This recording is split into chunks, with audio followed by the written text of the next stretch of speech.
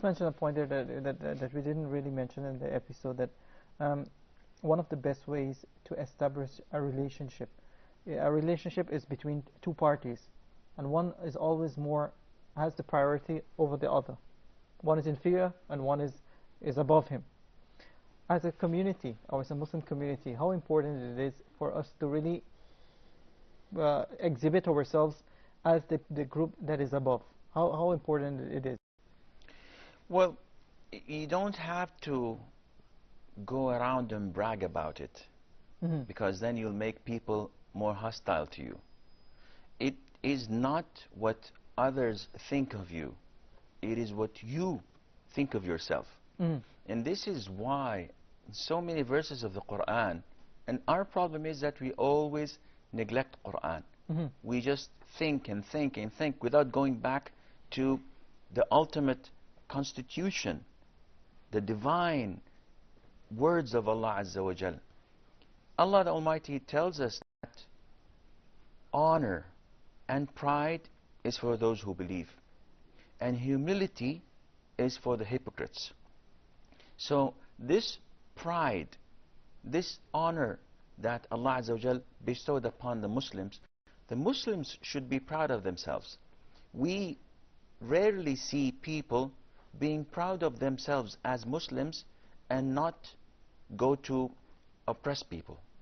So if you're a Muslim, be proud of being a Muslim. Be proud when you deal with others. Don't feel ashamed when they ask you, why are you doing this? Well, because I'm a Muslim, I'm sorry. Why are you apologetic? Why don't we find people praying in malls, in universities, in schools, in corridors, for example?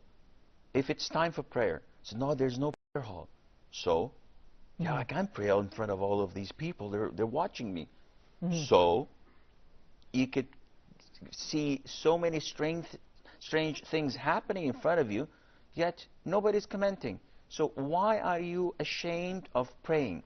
Why is a Muslim woman ashamed of wearing the veil, of wearing the hijab and covering her body as Allah instructed her? Why is a man ashamed of having his beard?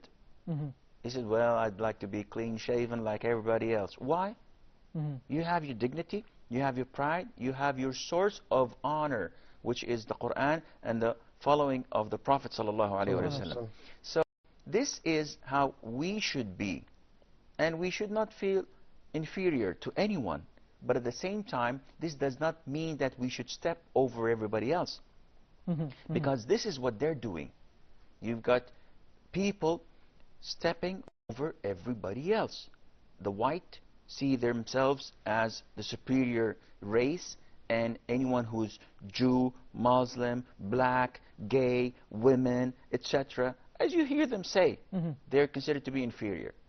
And the black consider themselves to have black power, and the Hispanic think something else, and then you've got the Asians, and you've got, why is this? This is how Allah created you.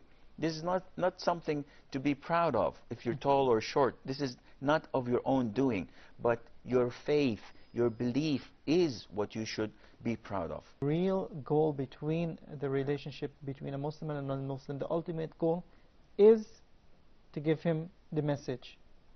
But what about those people who clearly reject the message, like for example his maintenance guy, after so many tries? How do we act in society with our neighbors, with the people who live in the community? What is our relationship with them?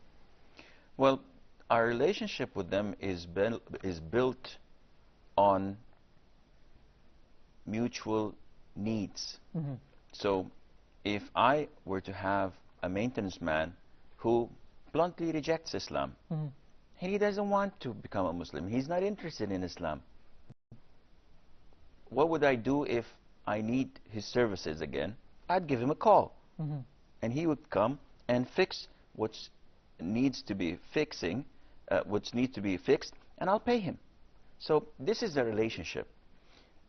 Having said that, coming back to the first comment you've mentioned, it is not only the Muslims and the non-Muslims relationship that I should evaluate.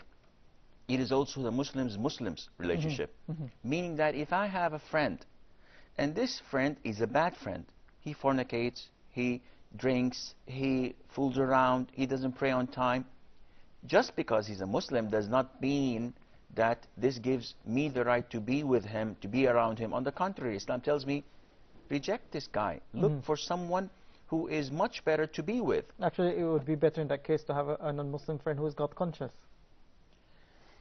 Again, no, not to that level. Okay. Because still, he is a non-Muslim.